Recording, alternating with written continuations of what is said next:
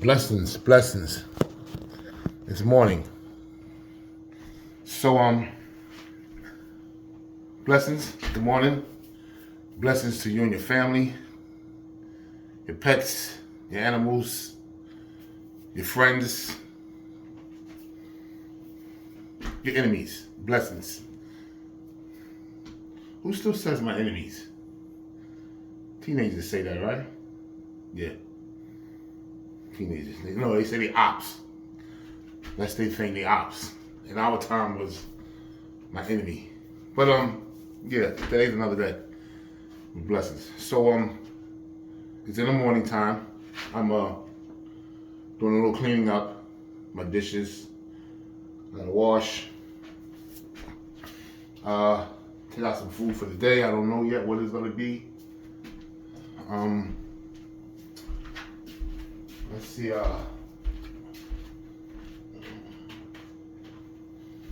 did mop the floor already, so I did my hallway, like I always do.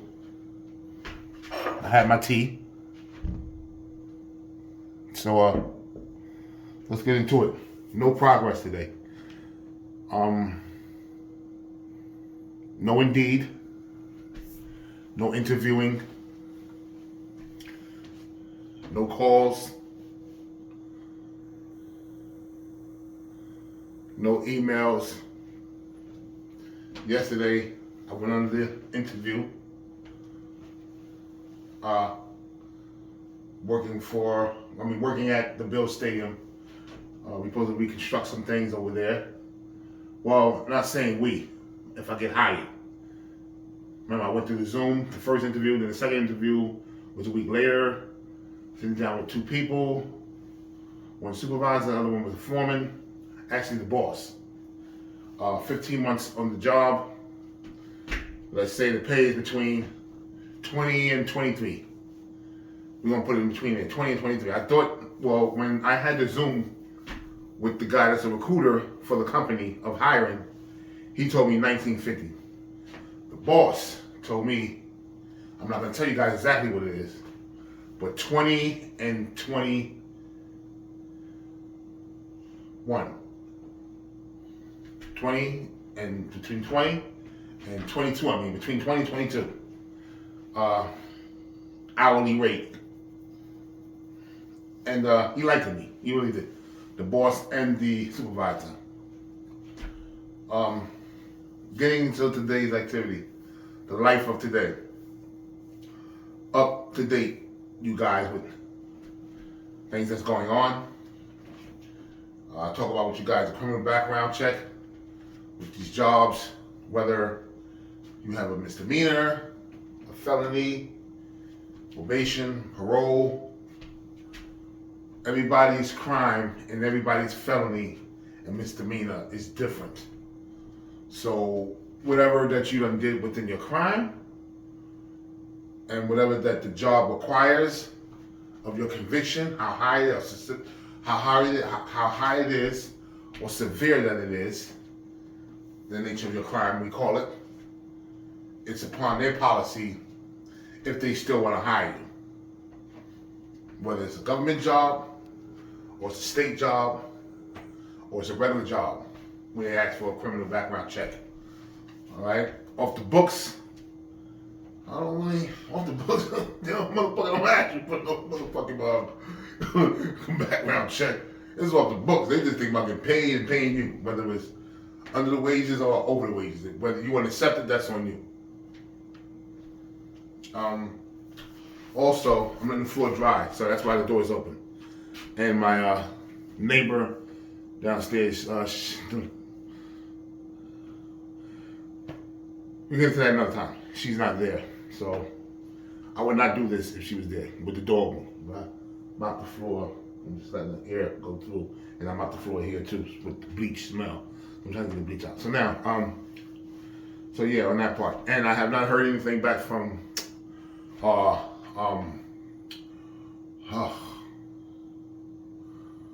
unemployment. I filled out application for that. I have not heard nothing back from that. But I've still been doing my daily processing of every Sunday, calling it in, as they call it. So Also, I'm unemployed. My job has put me on hold for the moment because of working in a hotel. Maintenance, it slows down around this time of the year after Christmas, after New Year's, so there really be no work. It's harsh on people that works in hotels. It's harsh. I feel for the housekeeping ladies too, as well. I really feel for them because not only be struggling like I'm struggling, but a lot of them be struggling. Majority of the housekeeping is women, and they struggle even harder with kids or trying to pay bills because they get put on hold too as well. We all are struggling. We all are struggling. We all are struggling. All right, so I will just talk about just in general life right now for the moment. I know you guys know that Donald Trump is about to be the president. Right now, this month is January. I went for an interview yesterday, which was the 20th, so today is the 21st of January, 2025. Okay, so Trump will be in office, and Trump is trying to make Canada, which is my next door neighbor, Canada, the country of Canada, a part of us, the United States. Do I agree? I'm not gonna lie, the situation that I am in right now, with my conviction, with me not being able to go to Canada because of my conviction and my felony, on my behalf, not speaking for anybody else, my behalf, yes, I would like to go to Canada if I could. Yes, I would like to. But I do understand the criteria of if Canada was to be a part of us, the United States, that the gun laws would change, that the felonies might have to change too as well. Everything might have to change all over. Because now us as United States, we can enter over to the country that has a strict law on guns and crimes. So Canada does forbid that. It will become the United States if Canada was to give into that agreement with Trump. It will be, not saying Canada don't have guns and all, but they're strict on guns. But things will even get more of our part of being the United States if Canada was to agree to it. So on my behalf, yeah, I would like it. I would like it on my behalf. And I'm pretty sure a lot of other people behalf too that can't enter Canada or can't enter some of these countries that does not allow us as felons of not entering. Yeah.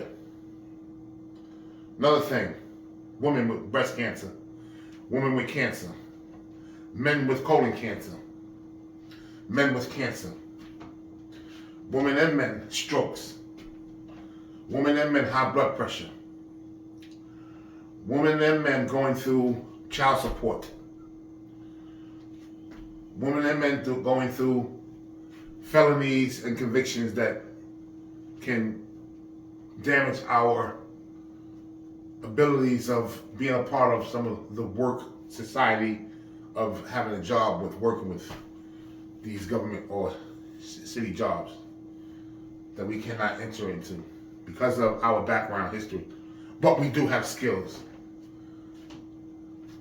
But we did take trades up to make these skills that we can provide for ourselves and our family. Whether you want to be selfish not to provide for your family, that's on you. But still providing. I hope that your providing will give you opportunity of getting you somewhere to live, not stuck on materialistic things, surviving. Hope that your surviving will come to its senses that if you do have kids or family, that you do provide. I'm on child support. I am in arrears because of not having a job before. But now it's being garnished out of my check though, child support. So it's provided for my kid. I don't have babies, but I have a 19-year-old and a 20-year-old. And yeah, and I have a 40-year-old son as well. Get into that as time go on. Get into that as time go on. My 19-year-old, he's just left, I didn't mention, this Monday to leave to the Navy. Yes, he did. He just left to the Navy this Monday, which was the 20th. No, the 19th, which was the 19th. He left. No. I went to, the 19th, which was Monday. He left this Monday, the 19th, January 19th, 2025. My 19-year-old left. No, 20 years. He's 20 years old now. I know. No, please. My mind is everywhere. Reason why? Because there's so much that's going on with me. Don't forget my kids, though. Talk to them on the phone. Relationship, everything's good.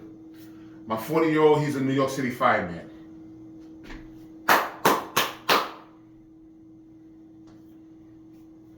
And my daughter,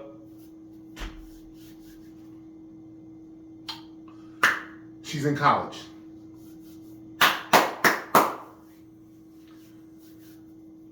Boy, girl, boy.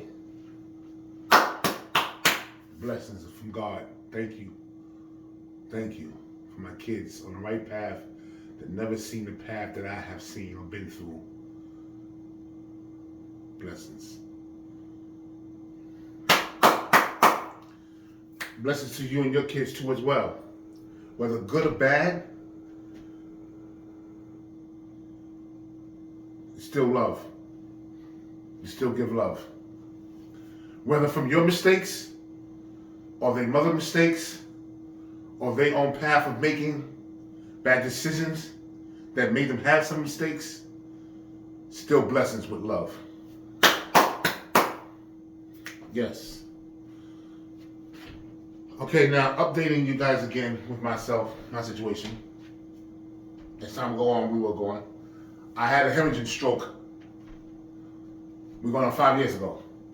When I just turned 50. Can you believe that? When I just turned 50, I had a hemorrhaging stroke.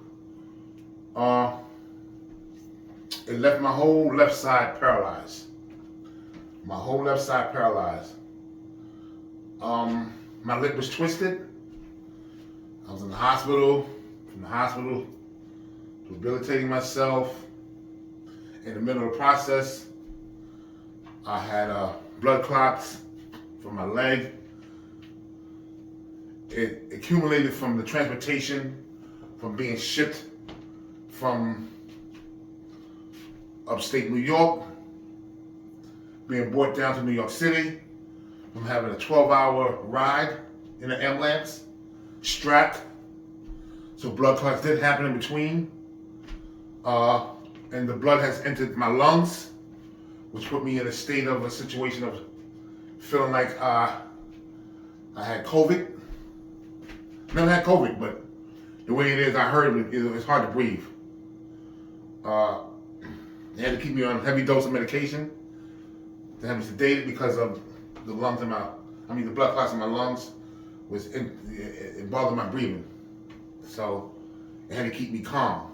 I did control my body with my thoughts of trying to remain calm, but it was a dying moment when you got blood clots in your lungs. And this was around the time of COVID. So the ending of COVID though. So right now, I'm 54. So this year, 2025, I will be 55. So my stroke did happen 5 years ago when I hit 50. So it was devastating. And then I was in the hospital with people that didn't have COVID. It was devastating. I'll get into that as time go on. I'm a survivor. To come up out of a situation being paralyzed from your whole left side, shut down in the hospital, couldn't move, couldn't walk, my lip slobbing, being on blood thinners, high blood pressure pills, gabapentin. I can go on and on, like oxycodone. I can go on and on. I can go on with some more pills. So, yeah, I am a survivor. I'm going on. So now, getting back to life. Unemployment and being unemployed right now.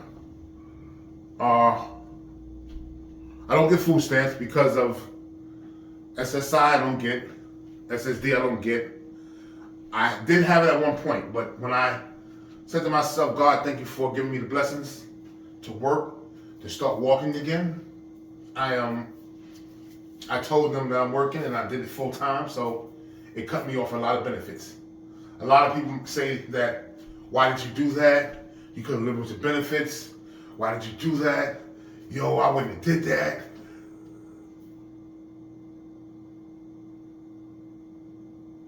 Everybody's different. I like to have more money.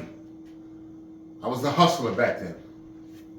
And I felt that if I could still move and still capable to get up in the morning to work and to have that blessing that God had gave me again to move, to work, to see, to breathe, I got my ass up. I got my ass out. Yes, I did. So, yeah, those are things that I did do. And I have built my body with the condition of that I am able to work again. Okay? So, full time. After I got out of after I got out of rehabilitation of doing for the body from the rehabilitation center, I joined Planet Fitness. Let me bust through it real fast. I joined Planet Fitness. I was still on crutches. I was still walking, not able to walk because of my whole left side was, just still trying to get his muscles to gain to walk again. I used to get out of the car. I fell out in the streets. I fell out getting out of the car because this left leg was not working and all the pressure was on the right side. I am a righty. I did box, so I did use my left a lot too as well. I joined Planet Fitness, the one that stays open 24 hours from Monday to Thursday. From Monday to Thursday, 24 hours. Friday, Saturday, Sunday. Friday, Saturday, Sunday was from 7 a.m. to 7 a.m. to 7 a.m. to 7 p.m. Bam, closed. But those hours of 24 hours from Monday to Thursday, I took advantage of the gym. Walking in there limping, I took advantage of the gym. I'm talking. I was working out from 5 in the morning, 2 hours. Coming back, getting rest in the bed. Going back at 12. Coming back at 2 or 3 o'clock p.m. Going back, going back at like 9 or 10. But coming back in the morning like 5 in the fucking morning. 5 in the fucking morning. And you talking about somebody that put that work in?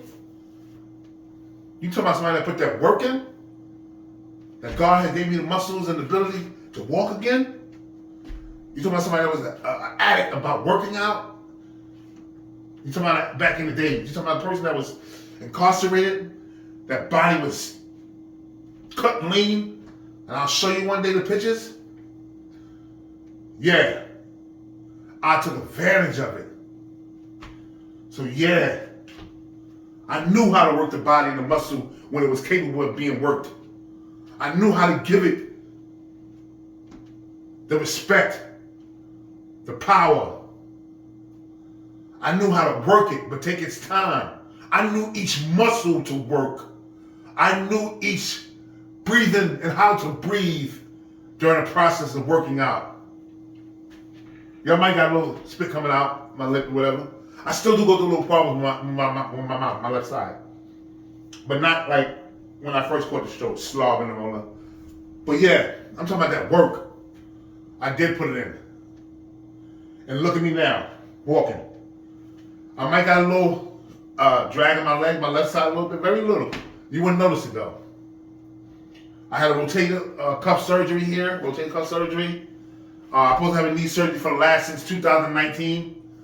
But I've been avoiding it because I'm still thinking that the muscle's still able to still work its way.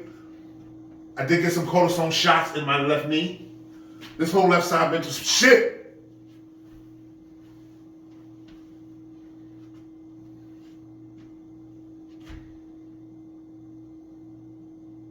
But I'm alive. I'm blessed.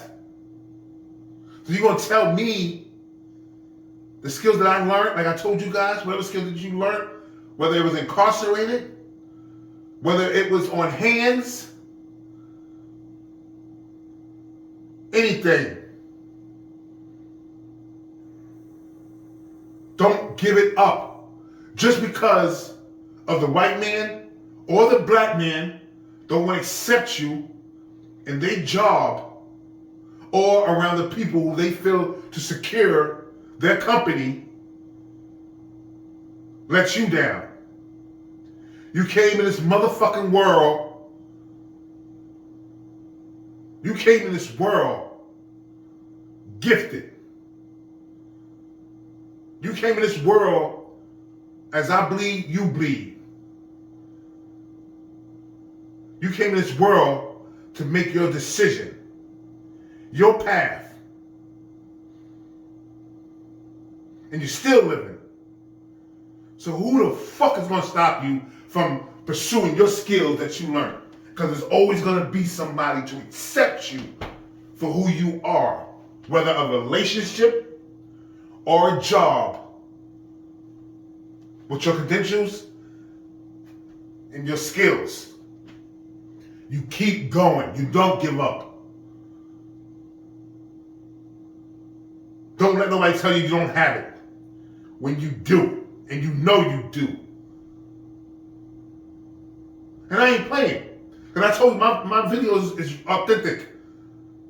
And I'm for real. There's a lot more things I'm going to talk to you about that you don't even know. From good to bad. With me in my life. Whether you accept it or you don't. With me in my life. Whether you like me or you don't. This is my life. Every day that I talk to you about. Unemployed, trying to get public assistance, my job, laid off for the moment because of the season, going through the situation like you are too. So bear with me, get with me. Comments, I take, I don't judge, I don't criticize. I've been there. I make my own judgments on you as a person. Like you make your own judgments on me as a person. We all make mistakes, but do we learn from it? That's your fucking choice. Like my choice. So come on, man. Seriously, come on, man. I ain't no goddamn angel. But I'm here still surviving like you are. Man and woman. Teenagers. With felonies, misdemeanors. I'm not on probation or parole. But I'm still surviving with skills that I have learned, that I have picked up on hands for a trade. And I will fucking utilize them. I will utilize them. You, from a white man to a black man, will not stop me. Will not stop me. Will not stop me. Because I'm going to be picked up from a job somewhere. Somehow. Regardless. Regardless.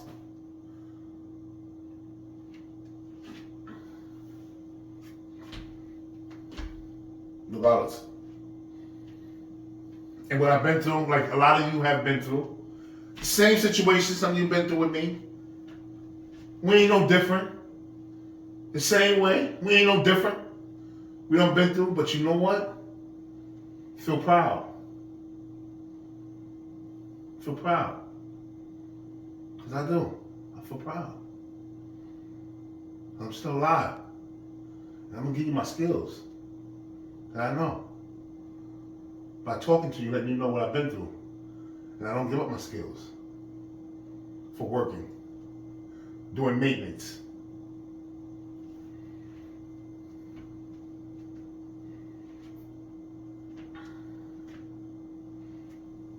Let that soak in for a minute.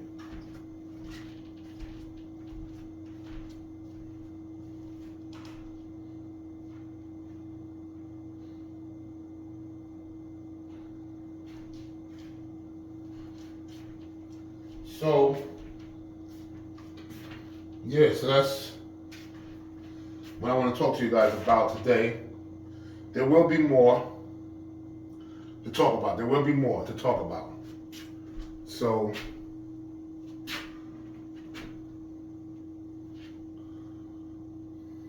don't let it be like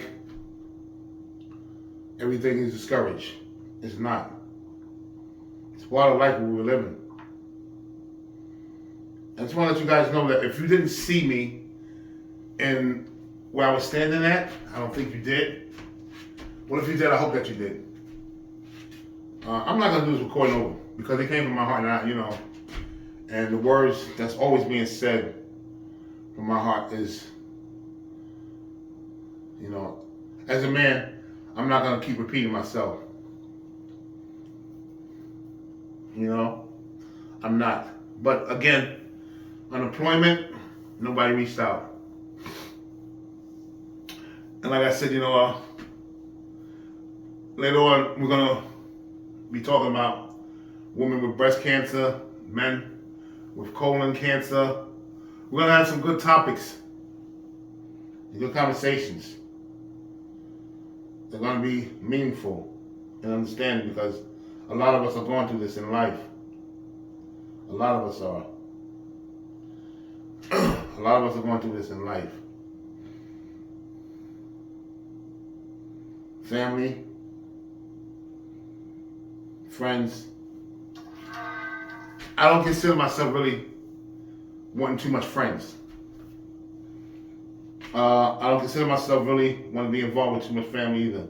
I have my reasons, my purposes why, and some of them are from my past, on my behalf.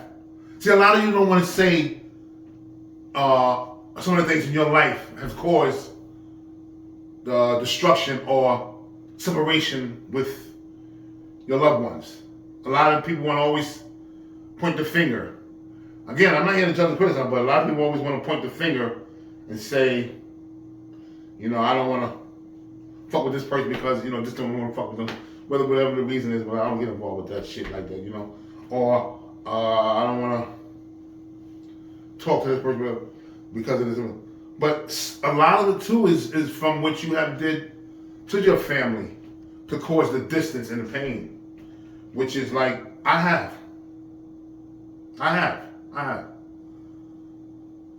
Whether it was being in the streets, from a relationship messing it up, whether it was from cheating, whether it was from being a drug dealer, whether it was from my attitude, my arrogance, and some of my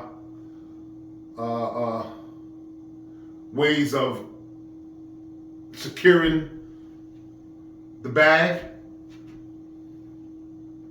Whether it was from me choosing some friends over territorial, family situations. I've been in the streets to been through that. Whether it was from being on drugs, I caused a lot of some of the distance and the pain with my family. Yes, I did. Yes, I did. And I'm keeping it real because whether you want to hear me or not, there's going to be somebody else that just want to hear me and understands me. So, I do care, but if you don't care to believe in what you have did, the pain and suffering on your family part, then that's your decision. And that goes both ways. That's your decision, you know what I'm saying? So, that's your decision. Whether you want, to continue doing that feeling. Not owning up to it on your behalf as well.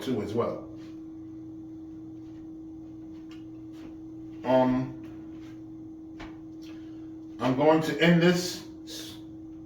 It was nice talking with you guys, and like I said, I don't criticize or judge anymore. I used to. But life goes on, and it really does. It really does. Life goes on. If you guys can see this picture, this was me at 53 years old. In the gym after stroke. After I got out of the hospital, this is me in the gym after the stroke. If you guys can see it. Look what I did to my body after the stroke. Coming out of the hospital. From being in the gym 3 times a day. 3 times a day, yeah. Now, I'll give you my, this is me again. Coming out of the hospital.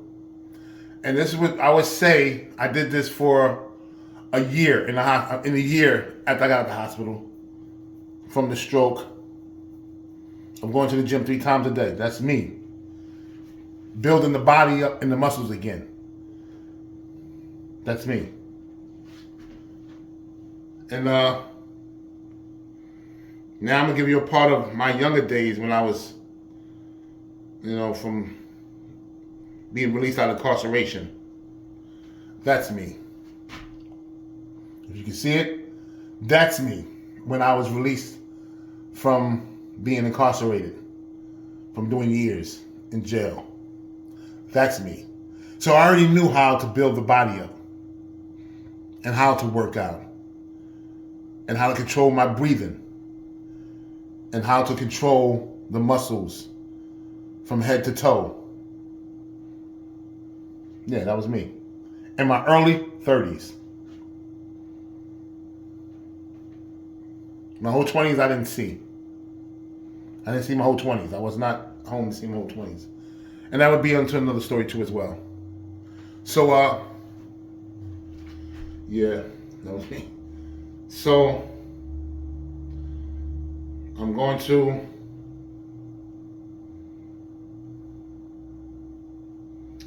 end this conversation with you guys. Like I said, there will be a lot more to go on with that I will be able to share with you guys and let you guys know. So with that, love, peace, and happiness.